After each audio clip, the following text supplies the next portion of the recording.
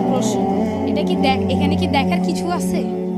এটা কি কোনো পার্ক বা এখানে মজার কিছু হইতেছে? এই যে মানুষগুলো সেখানে ভিড় করতেছে, দেখতেছে, খাইতেছে, মুড়ি খাইতেছে, আখের রস খাইতেছে, এগুলো তো এখানে করার জায়গা না। এখানে বাচ্চাগুলো মারা গেছে, এখানে একটা প্লেন ক্র্যাশ হয়েছে, একটা ফাইটার জেট ক্র্যাশ হয়েছে, এটা দেখতে আসে কিছুই নেই। আপনারা বাসায় বসে ওদের জন্য দোয়া করেন, নামাজ পড়েন, আপনারা এখানে কেন সে ভিড় জমাবে দেবেন? এখানে ভিড় জমাচ্ছে, এখানে ঘোরাঘুরি করতেছে।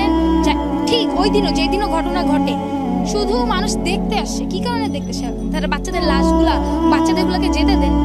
ওই দিন পানির দাম, 2 লিটার পানির দাম 600 টাকা করছে। রিক্সা ভাড়া 30 টাকা, 40 টাকার জায়গায় 100 টাকা, 200 টাকা। সিএনজি ভাড়া 1000 টাকা। এগুলোর কি কোনো বিচার? অমানবিক হয়ে যাচ্ছে কি দিনকে দিন? আমরা অমানবিক হয়ে যাচ্ছে না, আমরা অমানবিকই। বাংলাদেশের মানুষ অমানবিকই হয়ে যাচ্ছে না, আমরা জন্মগতই অমানবিক। যে বাচ্চাগুলো পড়ে গেছে, তারা পানি চেয়েছে, তাদেরকে বলা হচ্ছে